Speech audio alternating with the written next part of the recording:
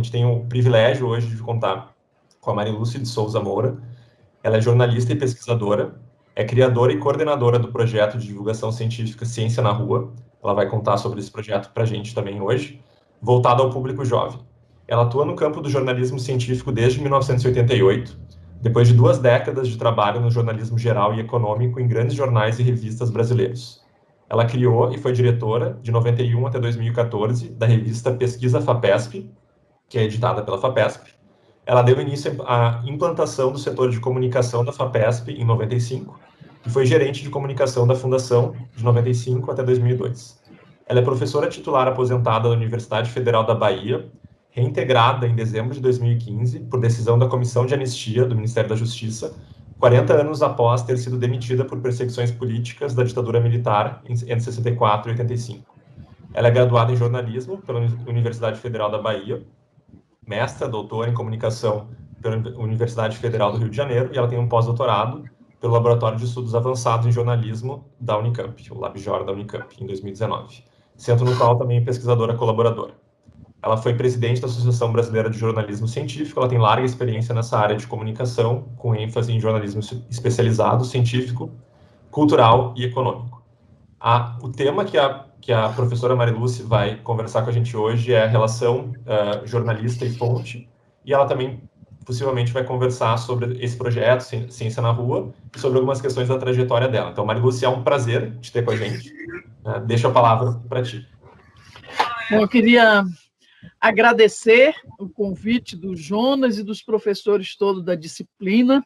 É um prazer estar aqui conversando com vocês. E boa noite aos estudantes todos aqui que nos assistem, que eu não vejo, mas que fico imaginando. E eu queria dizer que nós vamos fazer mais uma conversa do que uma palestra e tal, né? Eu achei que com esse tema sobre a relação entre fontes e jornalistas, passando um pouco pela minha trajetória pessoal, seria mais interessante fazer mesmo uma conversa com vocês do que trazer alguns slides, mostrar algumas coisas, fazer uma apresentação em termos mais convencionais. Embora a conversa também não deixe de ser uma convenção mais antiga ainda do que o PowerPoint, né? Mas eu acho que vamos fazer assim, eu vou falar, espero que até no máximo meia hora, e para que a gente tenha tempo de debater logo na sequência com mais interação entre, enfim, a moçada e estudantes e a gente aqui, professores, ou eu mais jornalista do que professora, vamos conversando.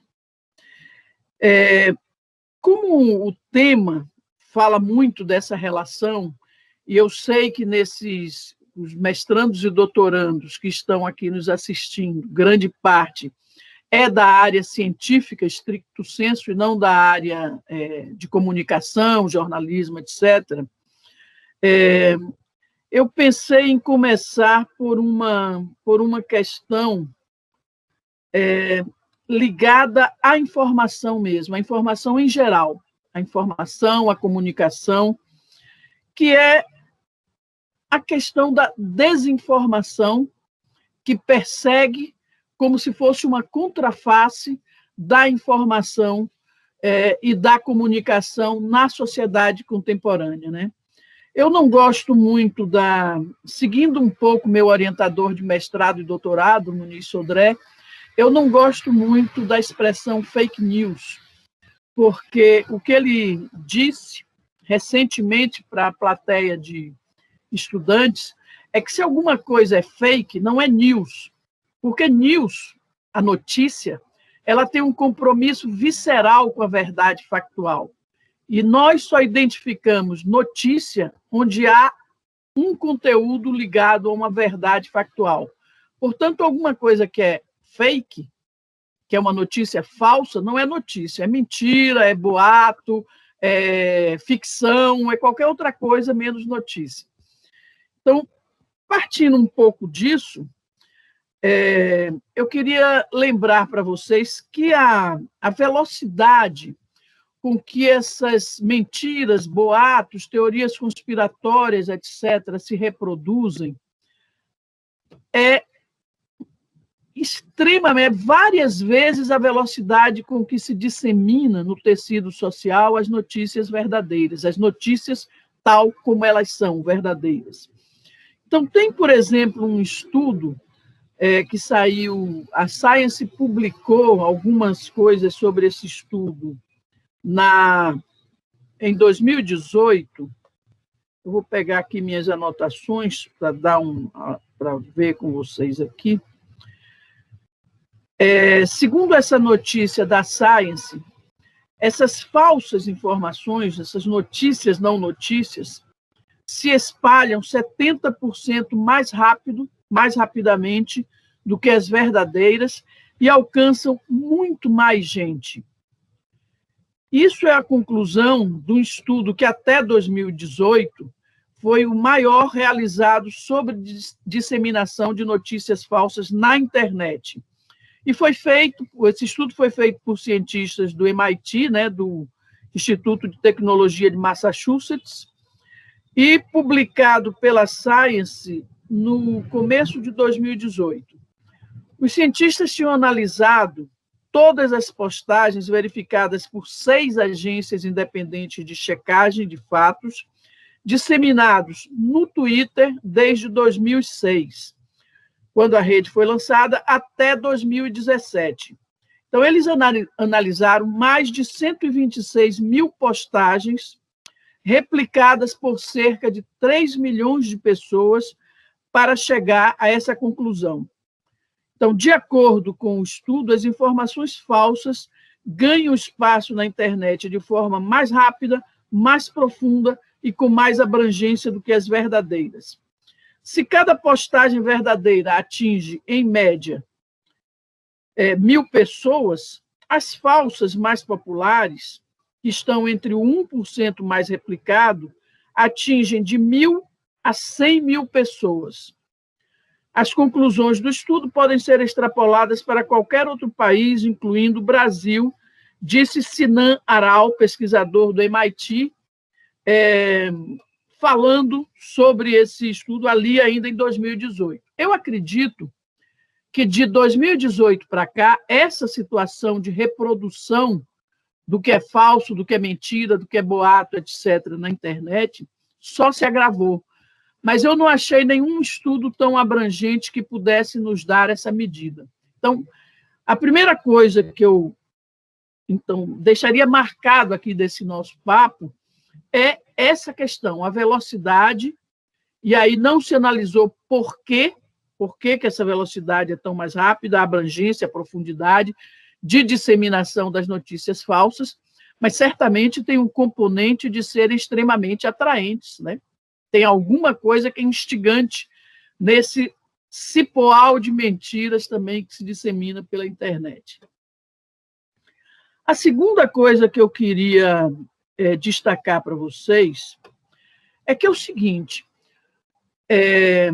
no combate à disseminação de mentiras e de teorias conspiratórias pela internet, me parece que nós não chegaremos a nenhum resultado efetivo de contenção disso se não identificarmos qual é a fonte de financiamento desse trabalho de disseminação de notícias falsas.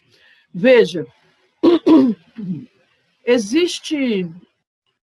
há como se pensar que isso é um trabalho de pequenos grupos altamente politizados ou com visões políticas extremamente tóxicas que atuam de uma forma muito intensa e trabalham também com robôs, trabalham com replicadores. Sim, tudo isso é verdade. Mas tudo isso implica dinheiro. Tudo isso implica que há algumas fontes de financiamento significativo desse processo de replicar e disseminar mentiras, boatos, etc., pela internet. Esse é um problema. É claro que há também um pequeno núcleo, se a gente pensar na situação do Brasil, há um pequeno núcleo que trabalha por razões ideológicas e políticas mesmo, na manutenção nessa alimentação tão dramática de falsidades pelas redes, né, pelas redes sociais. Mas acho que não podemos desconsiderar esse pedaço de há quem financie. Há grandes grupos financiando, e seria preciso um trabalho muito sério para identificar quais são essas fundações, esses fundos que financiam esse fluxo de falsas informações. E, por último, eu queria aqui, nesse preâmbulo, chamar a atenção de vocês, nesse preâmbulo sobre a desinformação, que há um trabalho interessante sendo feito por deixa eu ver se eu chego aqui, por um pesquisador do Espírito Santo, da Federal do Espírito Santo. Ele tem feito um trabalho muito interessante sobre a desinformação científica em relação à Covid-19, e ele tem analisado o caso no Brasil. Ele ainda não tem conclusões desse estudo. O nome desse pesquisador é Ronaldo Ferreira de Araújo. Desculpe, ele não é do Espírito Santo, eu estou confundindo. Ele é da Universidade Federal de Alagoas. É que eu estou em contato com outro pesquisador da Federal do Espírito Santo em relação a essas coisas, mas esse estudo, em particular, é da Federal de Alagoas. E ele é do programa de pós-graduação em Ciência da Informação, portanto, bem ligado ali ao pessoal de biblioteconomia, documentação e tal. E daí eles estão fazendo um trabalho de levantamento muito sério de quais são as notícias que mais circulam, e aí eles trabalham também com o Twitter, assim como esse grande levantamento da Science, e a gente espera que existam alguns resultados bastante consistentes desse trabalho do Ronaldo nos próximos anos, talvez nos próximos meses ele já tenha alguns trabalhos relevantes. Mas, enfim, estamos também no Brasil tentando perceber qual é o mapa das notícias falsas, no caso específico sobre a Covid-19, na rede Twitter. É claro que a gente tem um problemaço no Brasil, que há uma grande disseminação pelo WhatsApp. E o WhatsApp tem o problema de ser dificilmente... É um objeto de investigação muito difícil, porque o WhatsApp, a rigor, não é uma rede social, mas uma rede privada. O que corre entre os grupos de WhatsApp, entre pessoas dentro do WhatsApp, são mensagens que não se tornam públicas, são mensagens privadas. E isso, efetivamente, tem um peso em determinados, na evolução de determinados fenômenos aqui no nosso campo da comunicação no Brasil, e com grande impacto sobre a política no país. Então, a gente tem essa impotência até agora de pesquisar a sério o que se passa nos domínios do WhatsApp, que é uma rede de enorme peso aqui para a comunicação entre pessoas no país, né? Dentro desse quadro geral de algumas preocupações, né, só como um preâmbulo a essas preocupações sobre a desinformação em vez da informação, vamos falar um pouco agora mais diretamente de jornalistas versus fontes, né? Um assunto extremamente instigante para quem é jornalista e que a vida inteira está ligado nessa história das fontes. Veja, eu provavelmente estou falando aqui com uma plateia onde temos mais fontes do que jornalistas. Então, do ponto de vista do jornalista de ciência, os pesquisadores, os cientistas são, sobretudo, fontes, embora um grande número de pesquisadores, ao se dedicarem à divulgação científica, sejam também emissores, né, de informação, emissores, portanto, criadores são, ao mesmo tempo, fontes e são criadores de notícia através de seu trabalho de divulgação científica. Mas vamos lá. É assim. Eu aprendi que era uma coisa importante o que se chama entre os jornalistas cultivar fontes, quando eu já era jornalista há um bom tempo, né? Porque eu não tinha muito clara a noção de que, fora ir lá entrevistar uma pessoa que tinha que falar sobre um determinado assunto, eu não tinha muito claro que havia uma dimensão do fazer jornalístico, que era na preparação daquilo, né, do background para o seu trabalho, que era o que os jornalistas chamam cultivar as fontes. Eu descobri isso, acho que eu já tinha... Eu comecei a ser jornalista, tão logo eu entrei no curso de jornalismo. Eu fico até com vergonha de dizer a vocês quando foi isso, porque faz muito tempo. Eu entrei na faculdade em 1969 e, em julho de 69, eu fui fazer um estágio no Jornal da Bahia, a convite do meu professor, de um dos meus professores, que era o redator-chefe do jornal. E aí, no final do estágio, que era de um mês, ele já me convidou para ficar e eu fiquei. Eu já virei repórter ali no primeiro ano da faculdade. E o que a gente fazia nesse primeiro momento era, evidentemente, como era muito comum, pelo menos na minha geração, e um pouco nas seguintes também, o que a gente fazia era o chamado jornalismo geral, ou seja, a gente cobria a cidade, o buraco no meio da rua, a enchente, o desabamento, as chuvas em enorme quantidade. E como a gente estava... Desculpem. Como estava em Salvador, cobrir geral significava também, naquele momento, 69, 70 e tal, cobrir cultura também, né? Era uma maravilha poder entrevistar Caetano, Gil, né? Saber dos artistas plásticos todos ali, que eram abundantes naquele ambiente de Salvador. Então, os meus primeiros objetos de reportagem eram a cidade, os fenômenos da cidade e a cultura. Evidentemente, cobrindo geral e cultura, esse cultivo de fontes não é uma coisa não era muito importante, porque cada dia a gente estava cobrindo uma pauta diferente. E isso perdurou assim até que eu comecei a fazer mais intensamente jornalismo econômico.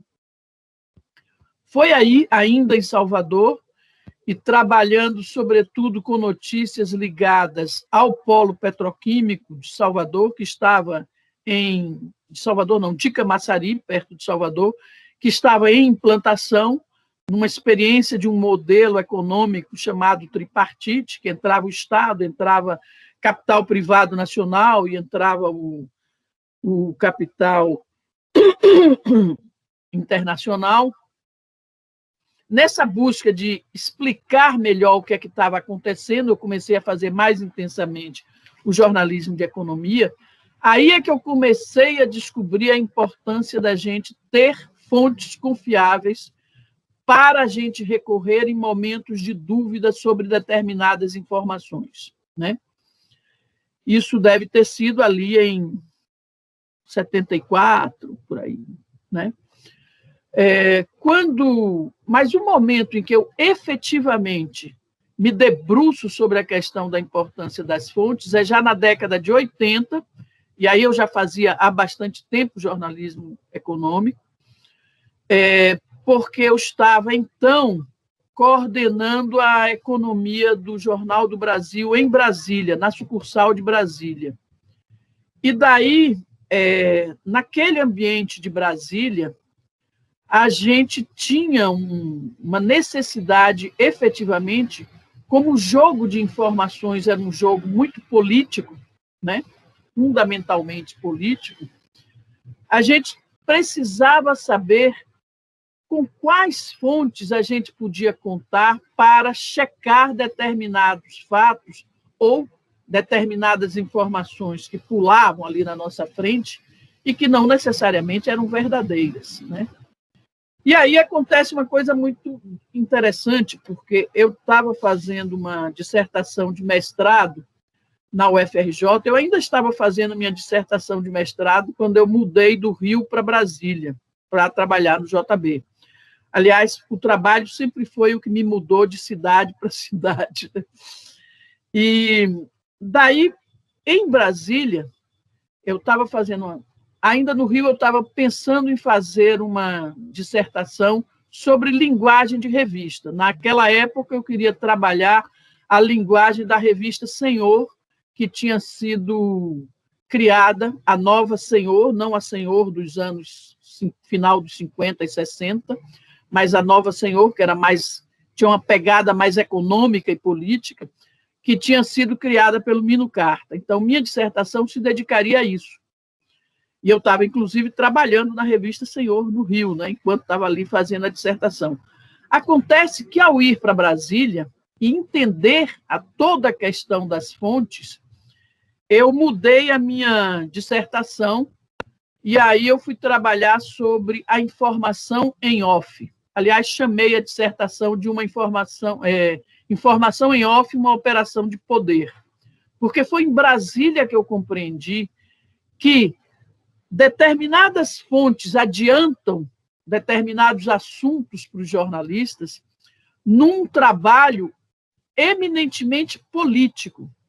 E veja, essa dissertação foi escrita em 1987 e ela é hoje, na guerra de informações que a gente tem, algo absolutamente atual.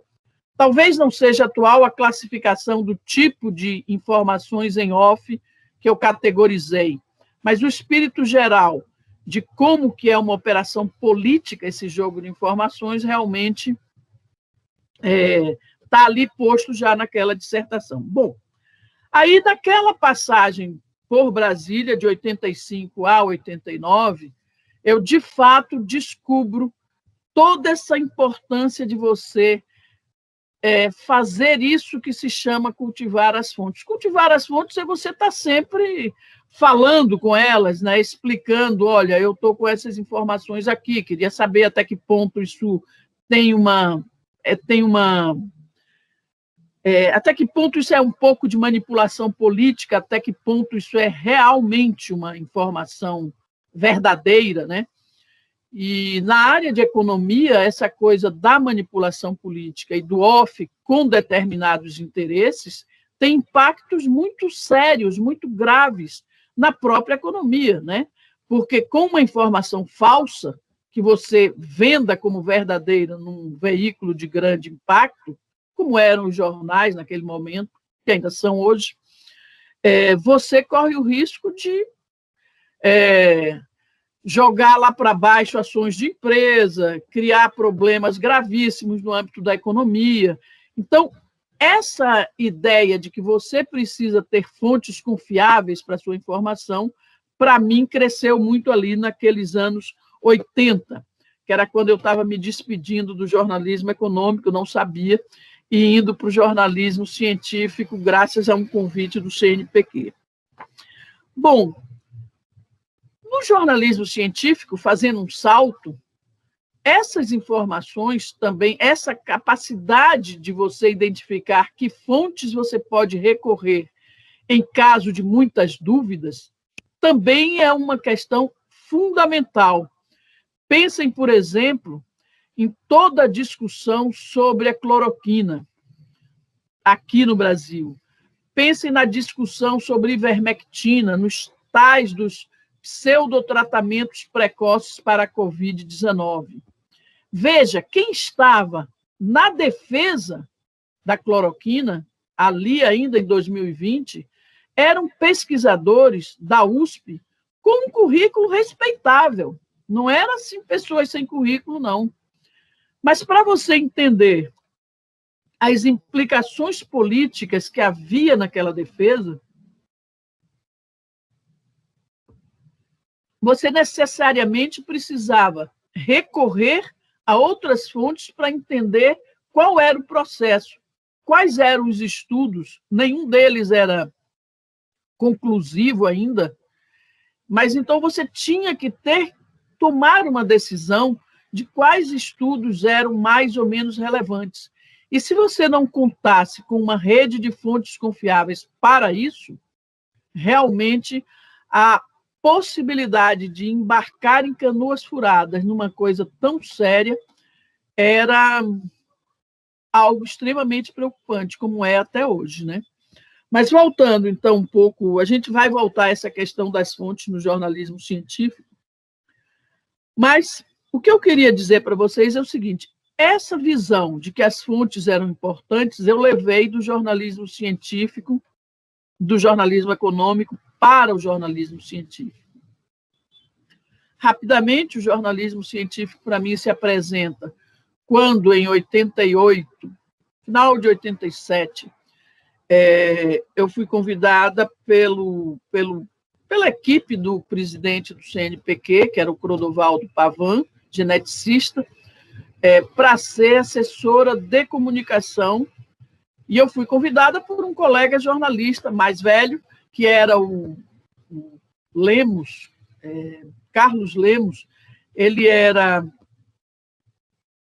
tinha sido editor-chefe do Jornal do Brasil, portanto, me conhecia do Jornal do Brasil. Ele estava, então, ele foi convidado pelo Pavan para ser superintendente de comunicação, e aí o Lemos me convidou para ser assessora de comunicação. Como eu estava já cansada do jornalismo econômico, dos planos econômicos todos, depois do cruzado, que se sucederam em velocidade alucinante, eu achei fantástico, porque eu tinha um fascínio grande pela ciência, tanto que eu queria ser médica quando eu estava no colegial, mas como eu tinha medo de mexer com doentes e com sangue, e como ninguém tinha me dito, mesmo eu tendo frequentado uma excelente escola pública, que era o Colégio de Aplicação da Universidade Federal da Bahia, ninguém tinha me dito que eu podia fazer medicina e ser pesquisadora, cientista, em vez de médica. Isso não circulava. Lá para as tantas, no terceiro colegial, que corresponde ao terceiro ano do ensino médio hoje, eu decidi, não, eu não vou fazer medicina, não vou fazer genética, não vou fazer psiquiatria, não vou fazer neurologia, que eram meus fascínios. Eu vou fazer jornalismo, porque eu gosto muito de escrever e de ficar debatendo com os outros. E eu achava que jornalista podia emitir a opinião. Não tinha muita noção de que era uma apuração de fatos, mais do que de emissão de opinião. Bom, mas aí, quando eu, então, decidi ir para o CNPq e ver ali a possibilidade de fazer jornalismo de ciência, para mim foi uma descoberta altamente gratificante, porque era a possibilidade de juntar as pontas de duas coisas pelas quais eu tinha enorme atração, que era o jornalismo e a ciência, né? Então, para mim era o melhor dos mundos possível, e tem sido nos últimos 30 anos. Bom, mas aí, quando eu transitei, então, para o jornalismo científico, primeiro pelo CNPq, aí o Collor acabou com a revista do CNPq, aí eu fui para a Gazeta Mercantil, aí depois fui para a FAPESP.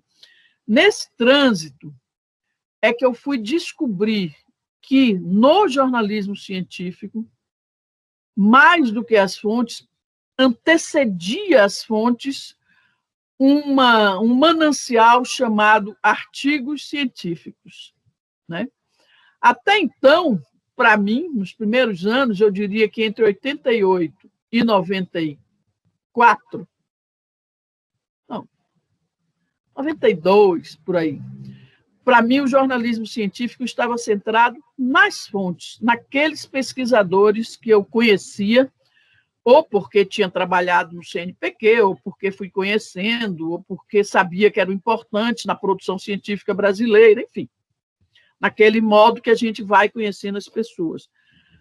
Mas foi exatamente quando eu estava na Gazeta Mercantil que eu comecei a me dar conta que o material que vinha de agência como o Eureka Alert ou como a Agência F da Espanha era um material centrado no resultado difundido pelas revistas científicas de pesquisas científicas. Então, foi aí, já em 93, por aí, que eu comecei a ver que que o material vinha da Nature, vinha da Science, e não vinha nada do Brasil. Eu tinha contar para vocês uma história curiosa. Eu, em princípio, tinha que preencher todo dia, na Gazeta Mercantil, uma página, ou no mínimo meia página, com notícias de ciência e tecnologia. Mais tecnologia do que ciência, mas podia ser ciência também.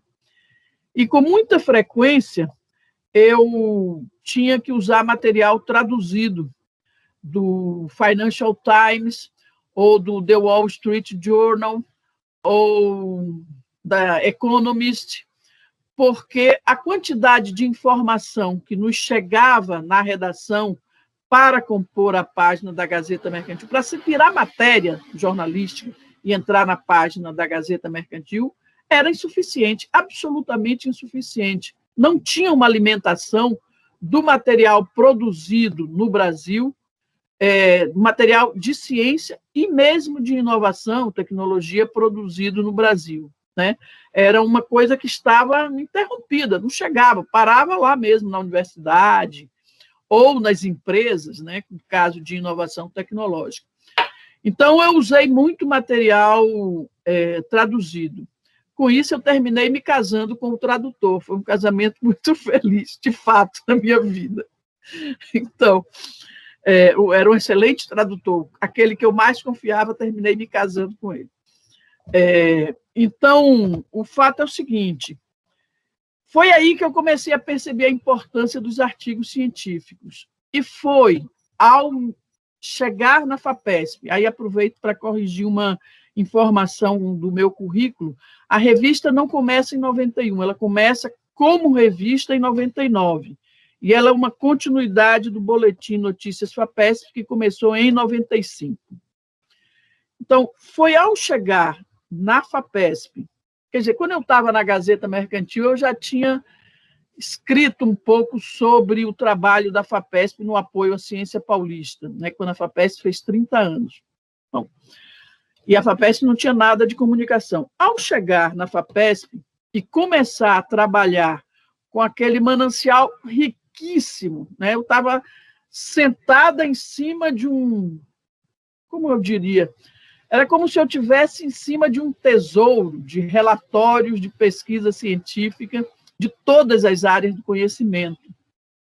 E foi a primeira vez que eu fui olhar os relatórios, diretamente, relatórios finais, e fui olhar depois onde que o artigo relativo a esses relatórios eram publicados, em que revistas, nacionais, internacionais. Foi aí que eu conheci também a experiência da Cielo, a Scientific Electronic Library,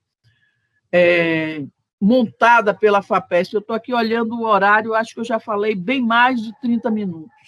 Eu preciso dar uma paradinha já. 32, mais ou menos, acho, mas está excelente, segue. Então, foi nesse momento que eu comecei a articular, e aí o Cielo foi criado em 1997, eu já estava na FAPESP, né? Então, a partir de 95, eu começo a ver esses links entre artigo científico, relatório de pesquisa, artigo científico, publicação na revista científica, disseminação das revistas científicas sobre os seus principais artigos da edição XYZ, e aí sim a mídia. Então, eu estava ali num lugar extremamente privilegiado, onde eu podia tentar fazer um trabalho importante de fazer a mídia se tocar da importância da pesquisa científica feita no Brasil e em São Paulo. Então, o trabalho de montar a estrutura de comunicação, começar a montar a estrutura de comunicação da FAPESP, de criar, a partir de um boletinzinho de 4 páginas, offset, o Notícias FAPESP, que iria se transformar, poucos anos depois, na revista Pesquisa FAPESP. Esse trabalho foi me dando a visão do processo de circulação da informação, desde a fonte de produção, as universidades, no caso de ciência, as empresas, no caso de muitas inovações, até o ponto final para informar a sociedade, que era a mídia em geral. Evidentemente, quando eu comecei a trabalhar na FAPESP, a internet ainda tinha uma importância muito reduzida. E a FAPESP, ela própria, ainda estava ligada à FAPESP o registro de domínios da internet, ainda não tinha comitê gestor da internet, né? A BitNet tinha acontecido em 89, mas a internet mesmo, ela só vai tomar corpo já no final dos anos 90, na segunda metade dos 90, e vira essa coisa que a gente conhece já no século XXI, ano 2001, por aí, né? Bom, então, veja, o percurso, para mim, é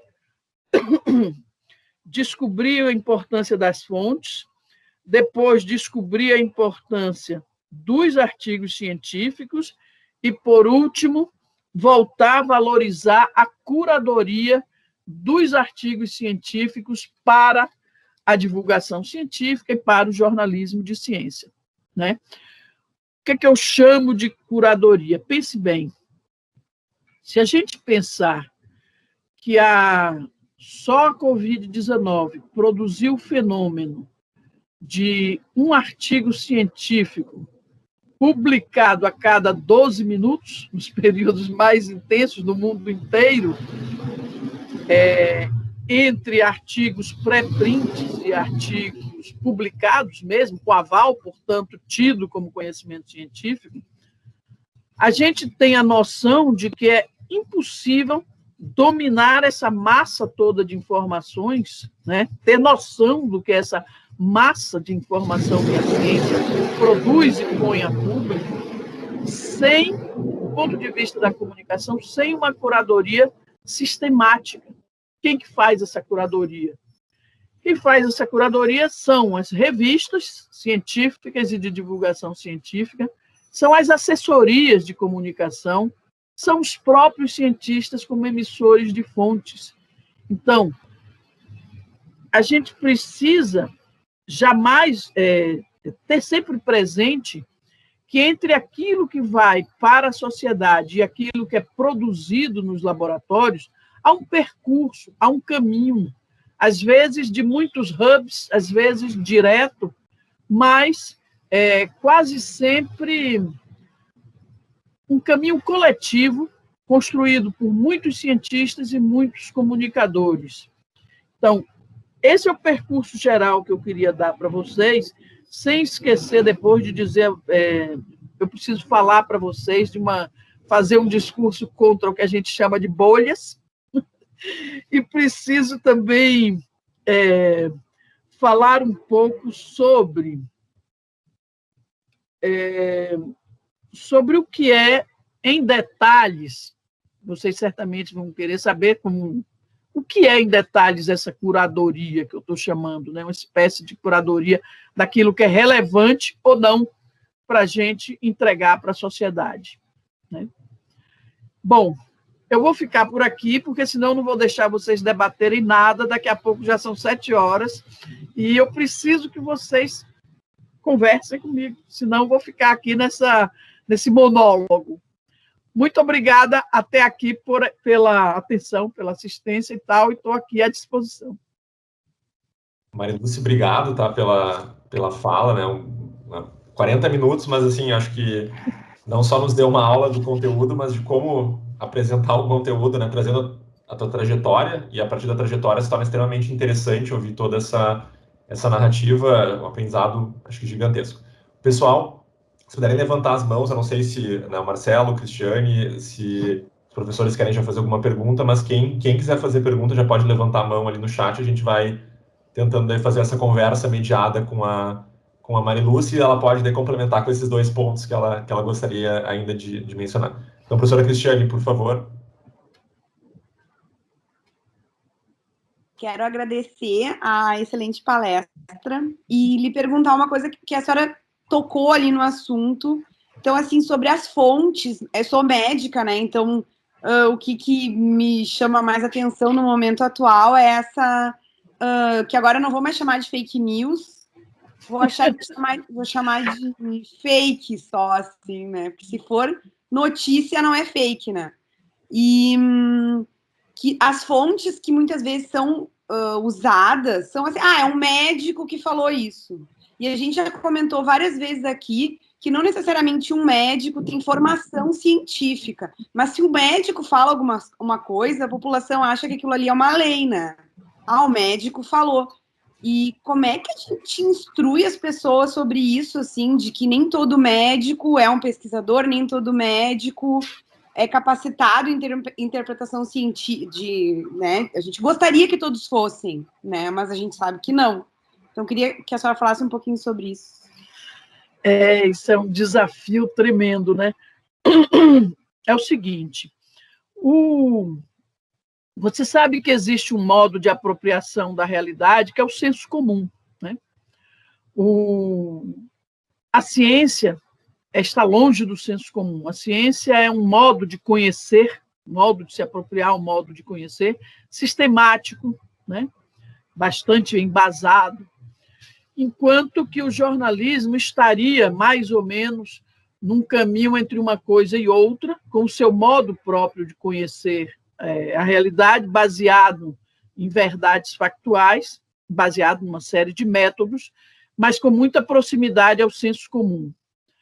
O que você está falando é algo completamente do senso comum. E no senso comum, você tem as figuras das autoridades. Quem pode falar? Quem detém a verdade na fala? E eu ainda achava melhor quando era médico, eu acho pior quando são pastores. Mas, enfim, o fato é o seguinte, não há, fora de um caminho longo de educação em geral da sociedade, educação científica, desde as criancinhas que frequentam museus, que têm aulas interessantíssimas sobre o método científico, etc., etc. Fora desse processo todo de educação continuada e fora de uma capacidade de diálogo com vários grupos da sociedade, de tal modo que determinados temas da ciência que são de extrema importância para um exercício pleno da cidadania possam ser absorvidos pela cultura popular mesmo. Enquanto esse processo não se der, a gente vai ter este impasse muito grande, que é a incompreensão do discurso da ciência, ou do que é o processo da ciência, da temporalidade das verdades científicas, que nunca são sempre provisórias, não são dogmas. Enquanto a gente não tiver esse grande processo de educação, generalização da informação, etc., eu acho que nós vamos ter que batalhar contra isso no varejo mesmo.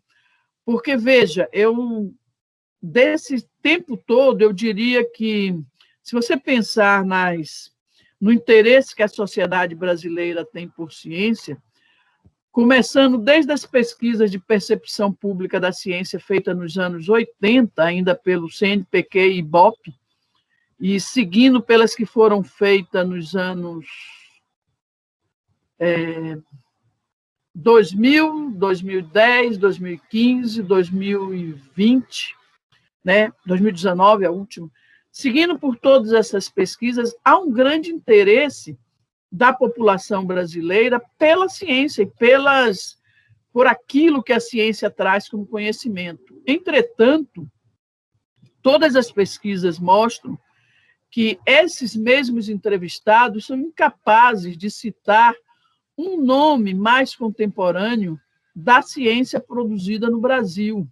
O último levantamento, que eu acho que é o de 2019, e depois teve um levantamento feito só com jovens pela Fiocruz, mas o levantamento, se eu não estou enganada, o de 2019, põe as pessoas, quando pede às pessoas que citem cientistas, quem é citado é o Oswaldo Cruz, né? Está bem para trás, o Santos Dumont e o ministro Marcos Pontes, o astronauta, os 3 cientistas brasileiros citados na pesquisa inteira, feita com um monte de gente. Então, veja, mas por outro lado, quando a gente vê um rapper fazendo uma música com a vacina do Butantan, aí a gente se dá conta de que este é um momento chave em que a cultura popular se apropriou de alguma coisa do conhecimento científico para a sociedade. Então, na verdade, a gente está falando de a cultura científica penetrando na cultura do país. É disso que a gente está falando. Esse é um processo longo. E no Brasil, como é a educação que está ameaçada nesse momento, mais a ciência, a tecnologia, etc., etc., a gente imagina que é um processo ainda mais longo. Mas não desista, Cristiane. Olha, os próximos 30 anos dá para ficar batalhando por isso. Mas você vou seguir aqui, o próximo sou eu, inscrito, depois o Marcelo, e daí acho que a gente vai seguindo. Eu fiquei, então, achei excelente esses comentários e resposta. Eu fiquei bem curioso com a questão do financiamento, né, que tu mencionou em relação ao financiamento das fakes, né, já tiramos o news da história. E quando a gente começou a disciplina, a gente perguntou para os alunos sobre a motivação deles em relação, né, por que fazer essa disciplina. Alguns, e no semestre passado isso também apareceu, falavam, era justamente tentar divulgar o que é produzido na universidade, divulgar o conteúdo científico, e de certa forma conseguir combater um pouco essas fakes, né, e fazer um contraponto. Então parecia realmente ter uma motivação aí de né, fazer frente a tinha um espaço ali, bom, vamos tentar fazer frente a essa situação. Daí tu coloca sobre o financiamento, né, que existe um financiamento pesado para as fakes. E daí o que eu fiquei pensando sobre isso a gente aqui está tentando, né, aprender sobre divulgação científica, alguns aqui talvez vão se envolver mais com isso, mas eu gostaria de te ouvir. Até a primeira vez que eu cheguei a ti foi revisando sobre os financiamentos do Serrapilheira para algumas iniciativas de divulgação científica, e daí aparecia lá o Ciência na Rua. Eu não conhecia previamente, tá? Eu sabia da revista FAPESP, mas eu não tinha nenhuma questão específica, assim, daí foi através disso. Então era um financiamento específico para divulgação. E daí como contrapor, né, se a gente quer tentar trazer a divulgação do que é produzido de ciência, como é que se dá esse financiamento no Brasil, o quão justo é essa competição?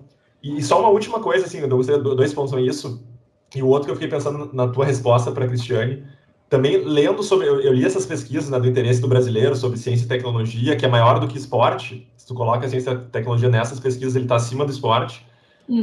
Que às vezes, né, como cientistas, a gente está pensando em fazer uma comunicação mais, de certa forma, direta, ou né, tentar apresentar nossas pesquisas, de repente ter um artigo publicado em linguagem leiga, mas grande parte da divulgação ela se dá por realidades mediadas, né? Então as pessoas elas não conhecem quem produziu, mas elas sabem que a internet existe, elas sabem que outra.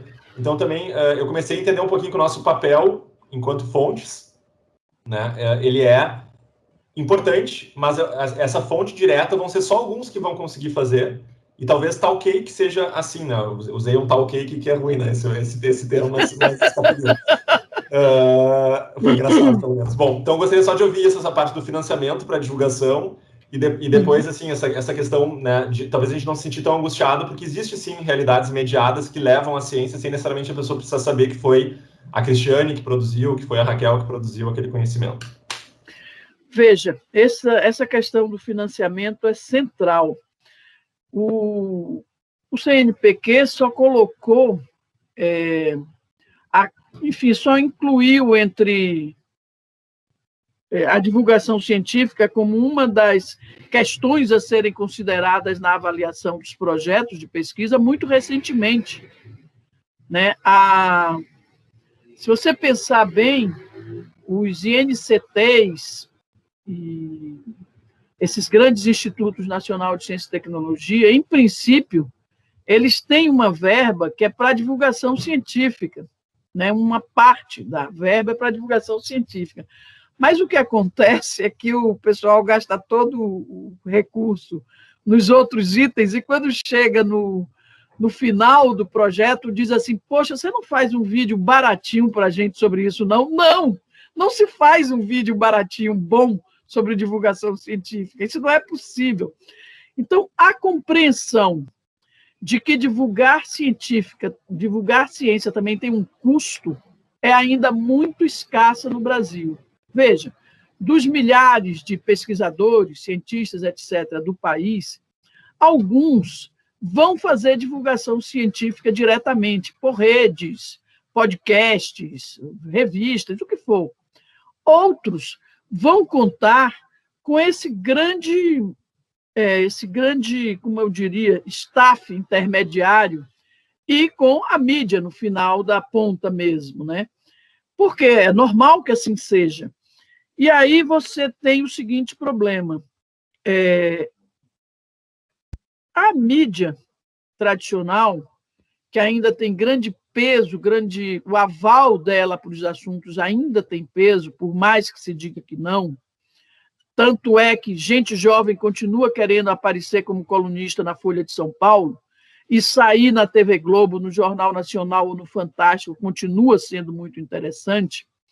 Então, a mídia, em geral, diminuiu muito o financiamento da atividade de jornalismo científico, ou seja, contratar jornalistas, pagar jornalistas especializados em ciência, né? Isso de uma maneira geral. Aí você tem o problema de como financiar as outras experiências de jornalismo científico ou outras experiências de divulgação científica, se isso não é considerado a sério no orçamento das agências de fomento. Não estou nem falando desse momento de crise que tiraram quase todo o FNDCT, que ninguém tem dinheiro para nada, que as universidades estão completamente à míngua, mas numa situação mais normal, não é previsto um volume de recursos razoável para as atividades de jornalismo científico ou de divulgação científica em termos mais amplos. Né? A divulgação científica envolve o trabalho de cientistas que fazem divulgação, envolve os museus, envolve as exposições, envolve teatro, envolve cinema, envolve todo esse complexo da comunicação. O Brasil não tem fonte de financiamento para isso. Nós não temos isso. Então, o Serrapilheira é uma primeira tentativa. A FAPESP criou em 2000 o programa Mídia Ciência, que financia pesquisas de jornalistas que estão estagiando em determinados veículos. Quer dizer, o jornalista está cobrindo um determinado setor e estagiando num veículo e aí ganha uma bolsa Mídia Ciência. Se ele tiver mestrado, vai ser uma bolsa de mestrado, se for iniciação científica, é bolsa de iniciação científica. Mas isso não é um volume de recursos para financiar atividades de jornalismo científico. Por exemplo, o Ciência na Rua hoje, que já virou um instituto, uma ONG, Instituto Ciência na Rua, recentemente a gente vai lançar isso daqui a pouco. O Ciência na Rua terminou o grant do Serrapilheira, precisa apresentar um outro projeto para buscar recursos, para um projeto específico dentro do projeto Ciência na Rua, e, enquanto isso, depende de assinaturas de apoio das pessoas em geral, né? Que elas apoiem Ciência na Rua. Se você pensar muitas outras experiências de podcast, outras experiências como a Agência Bore, também depende de financiamentos que não estão institucionalizadas para valer dentro do país. Então, nós temos um grande problema de criar mecanismos de financiamento justamente para essa divulgação mais intensa que permita esse casamento entre a cultura do país e a ciência produzida no país, entre a cultura popular e a ciência produzida no país. Isso Eu vou contar uma coisa engraçada para vocês. Quando eu saí no final de 2014, quando eu saí da pesquisa FAPESP, eu tinha feito 64 anos. E aí eu disse, eu levei 20 anos para consolidar o projeto Pesquisa FAPESP. Dado que eu tenho 64 e eu quero fazer o Ciência na Rua, eu tenho 20 anos mais para fazer isso. Eu pensei, bom, eu tenho que sair agora da FAPESP para cuidar do Ciência na Rua, porque senão, quem me garante que eu vou ter esses 20 anos se eu deixar para me aposentar, para sair, para pedir demissão da FAPESP daqui a uns tantos? Então, eu fiz um cálculo, eu tenho até, agora já lá se foram 6 anos, eu tenho só mais 14 para consolidar o Ciência na Rua como um instituto sério, tal, influente nessa ambiência do jornalismo e da divulgação científica. Não sei se lhe respondi muito, não, mas eu acho que essa é uma das frentes de batalhas fundamentais, é a do financiamento.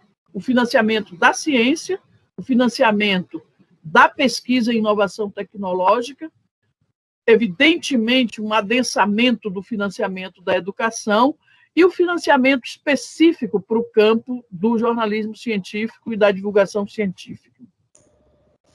Perfeito, Marilúcia. Eu vou passar, então, para o professor Marcelo para fazer a pergunta dele.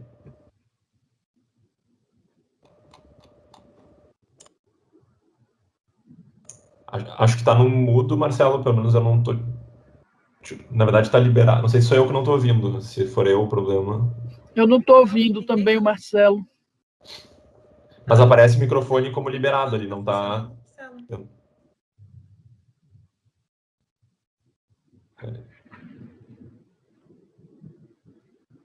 Fala alguma coisa aí, Marcelo, para nós ouvir.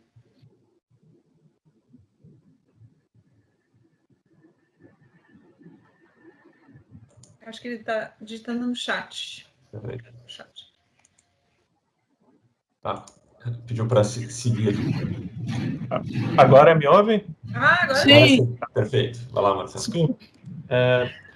Então, Marilúcia, um prazer te ouvir falar, porque eu já li muito a revista FAPESP, acho um trabalho excelente.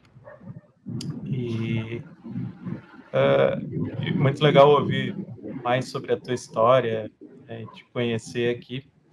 Eu queria fazer uma pergunta, né, pensando assim no pessoal que está fazendo essa disciplina e que nos traz sempre dúvidas sobre o relacionamento com a imprensa, né? Como, né, com a tua experiência, assim, de vários anos lidando com cientistas, como tu acha que o pesquisador ele pode se favorecer a compreensão do jornalista a respeito dos conceitos e das tecnicalidades das pesquisas, que muitas vezes são muito complicados para pessoas leigas, e os jornalistas nem sempre têm especialização em ciência, né? Então, quais seriam as estratégias, na tua opinião, que os pesquisadores poderiam adotar para facilitar essa comunicação com a imprensa, né? É isso. E outra coisa é que agora que a gente tem visto, principalmente na pandemia, que aumentou esse interesse por ciência, nós temos visto, né, muitos divulgadores tomarem a frente nas redes sociais. Em alguns casos acontece né, atritos, né, ou eu já vi pessoas dizendo que alguns divulgadores ou cientistas que estão nas redes sociais são arrogantes. E essa é uma crítica que os jornalistas já recebem bastante também, né, de serem arrogantes e se acharem os donos da verdade, às vezes. Então, também queria saber se tu teria alguma dica para não passar essa imagem assim de autoritarismo e de arrogância. Obrigado. Bom, eu estou com a imagem meio congelada aqui para mim, mas vocês estão me ouvindo, né? Sim. Sim. Adorei essa pergunta, porque esse é um dos melhores assuntos para jornalista. É o seguinte, veja só, quando eu já escrevi muito sobre a revista Pesquisa FAPESP, falei muito sobre ela muitas vezes, e eu dizia que o grande desafio da revista Pesquisa FAPESP foi como fazer um grupo de jornalistas fazer uma revista rigorosamente jornalística com a cumplicidade junto, né, com a parceria e a cumplicidade dos pesquisadores, sem ceder a decisão editorial aos pesquisadores. E com o aval de uma instituição que é uma agência de fomento. Eu várias vezes disse que o segredo do sucesso da revista Pesquisa FAPESP está exatamente nesta articulação entre jornalistas, comunidade científica, pesquisadores, representados também pelos adjuntos, etc., da FAPESP, e a instituição. E, para mim, um dos maiores segredos é que a instituição, desde o começo, tinha uma clara compreensão disso. Tinha uma clara compreensão de que o nível de tensão entre jornalistas e pesquisadores seria algo a ser trabalhado de maneira criativa e não eliminado. Essa tensão existe, porque são duas culturas, né? Mas vamos lá. Essa tensão existe com qualquer área de especialização, não é muito diferente entre jornalistas e economistas, né? Só que o mundo da ciência tem uma vastidão maior de conceitos extremamente específicos. Agora, eu queria te lembrar o seguinte, com a pandemia, todos os jornalistas, todos, de todas as redes sociais, de todos os jornais, de toda a televisão, foram obrigados a ser um pouco jornalistas de ciência. Eu dou bastante risada quando eu vejo a Délis Ortiz no Jornal Nacional falando bastante sobre espícula e sobre o vírus, etc., etc. A praia absolutamente longe dela durante décadas. E veja, você vê todos os jornalistas falando em IFA com uma intimidade como maior do que ações ou Tesouro, letras do Tesouro, Selic, né? Enfim, o que eu acho é que quando você primeiro, os jornalistas foram obrigados, os jornalistas de todas as editorias, de todas as especialidades, foram obrigados a entrar nesse mega fenômeno para dar conta dessa cobertura, da exigência dessa mega cobertura. E olha, eu acho que o jornalismo se saiu muito bem nisso. Mas o que é que eu acho, assim, em termos mais gerais? Primeiro, eu acho que tem que haver, da parte do cientista, do pesquisador, a compreensão de que o jornalista ele tem o interesse do jornalismo. O interesse do jornalismo é dar notícias relevantes, o interesse puro, eu estou falando, interesse decente, ético, é dar notícias relevantes de algo que é de interesse da sociedade de uma forma compreensível para o geral dessa sociedade.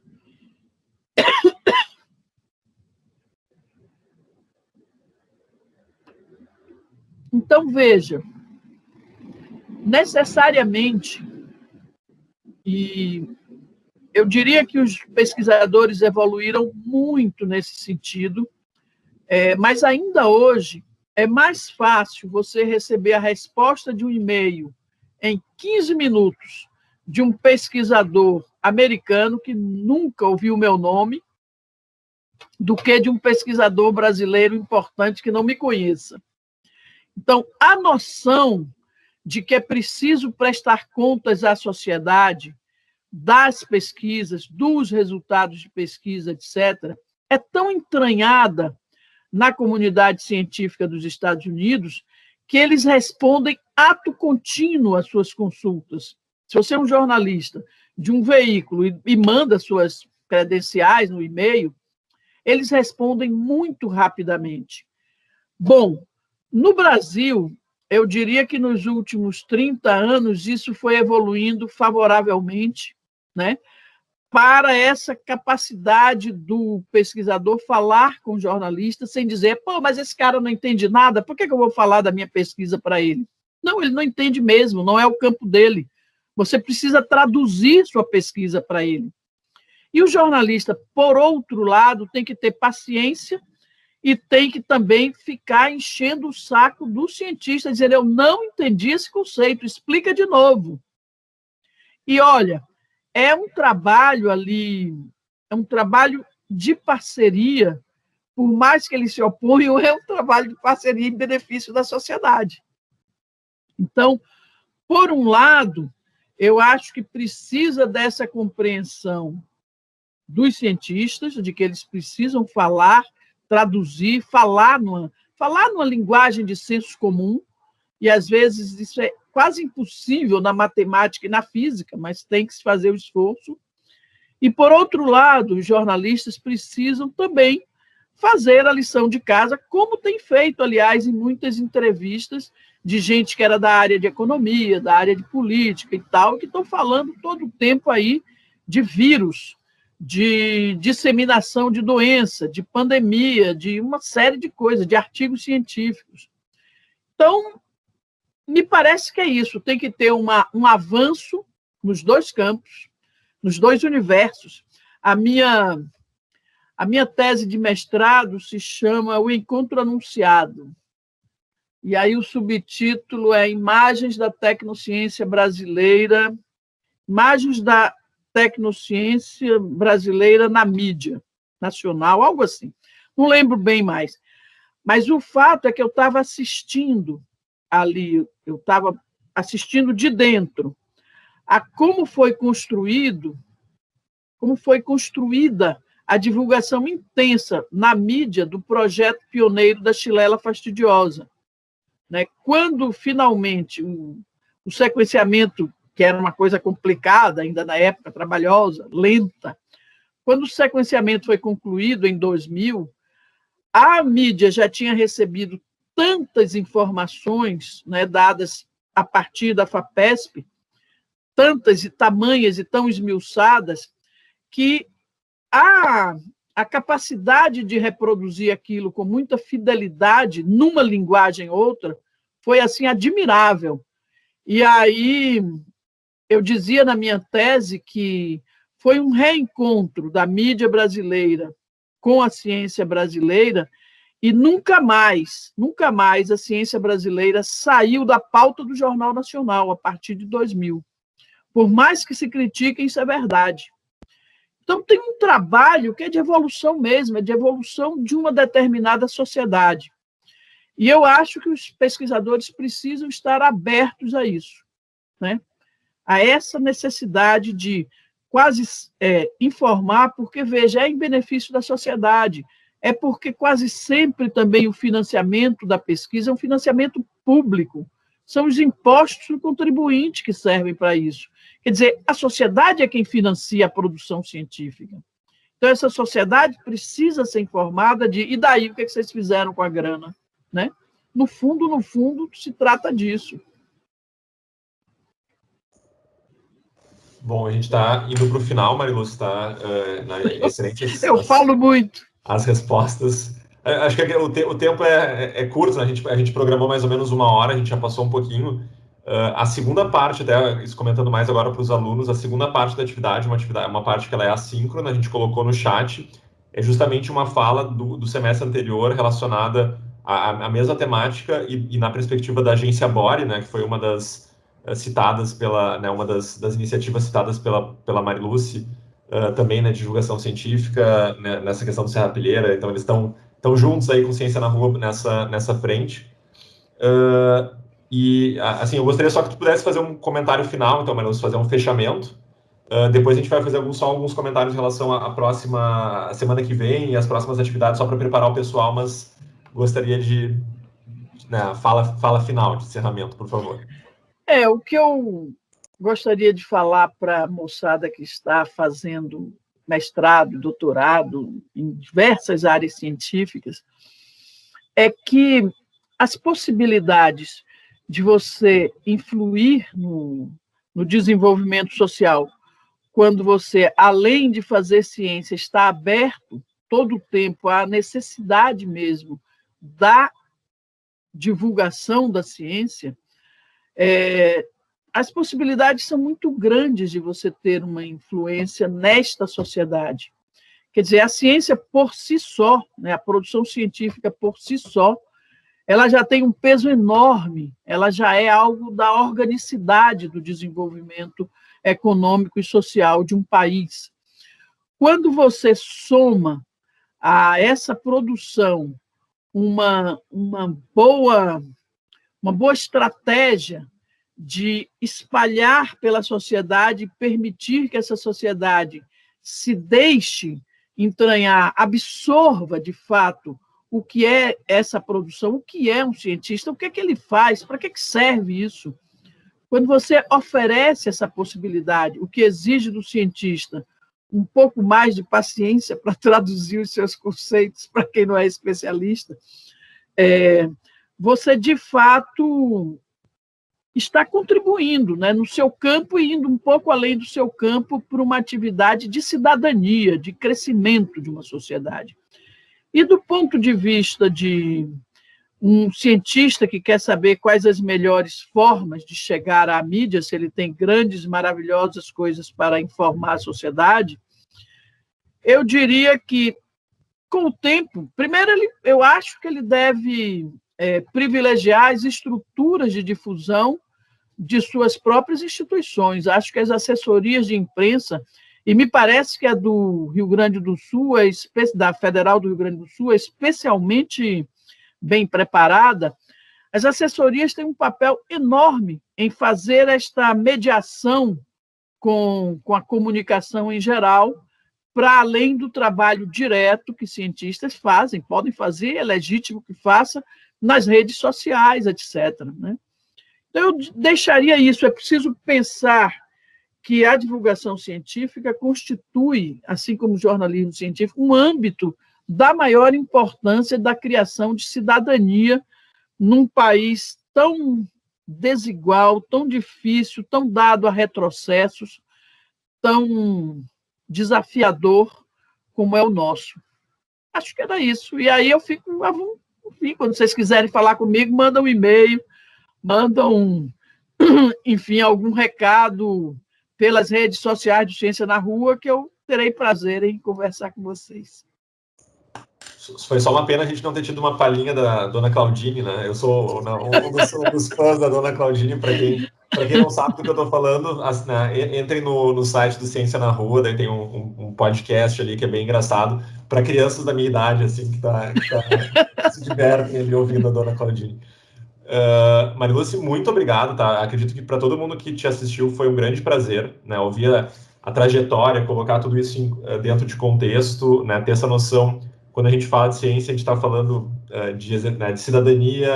Acho que essa disciplina a gente tem justamente esse privilégio de juntar tantos cursos diferentes, tantas áreas do saber diferentes, que a gente consegue entender um pouquinho mais o que é uma universidade de fato. Às vezes a gente fica isolado. Acabou não falando sobre as bolhas, né? Mas não, às vezes a gente fica um pouquinho separado. Fica na próxima. Fica na próxima. Fica um pouquinho separado na universidade, aqui a gente se conecta. Então, foi um grande prazer. Tá? Então, acho que a gente pode ir encerrando pela questão do horário. Só para o pessoal, então, que está nos nossos alunos, na semana que vem a gente vai ter atividade de Media Training. Então, a gente está migrando agora da nota de imprensa, né? Que foi a atividade que vocês tiveram. A gente vai estar dando os feedbacks aí na próxima semana, nas próximas 2 semanas das notas de imprensa. E agora a gente faz um shift, aí muda um pouquinho, para começar a trabalhar com a questão das produções dos vídeos, né, relacionados aos projetos de pesquisa de vocês. E a semana que vem é a Media Training. E ainda tem esse vídeo, né, que a gente colocou ali no chat, que seria um complemento à aula de hoje. Não sei se alguns professores querem só ressaltar algum ponto, senão a gente pode ir encerrando. Me permita, eu queria agradecer a vocês mais uma vez e elogiar a concepção dessa disciplina. Eu realmente fiquei encantada com a ementa da disciplina, com a abrangência dela, com a escolha de pontos. Acho realmente que a Federal do Rio Grande do Sul está fazendo um belíssimo trabalho, fazendo esta disciplina de pós-graduação.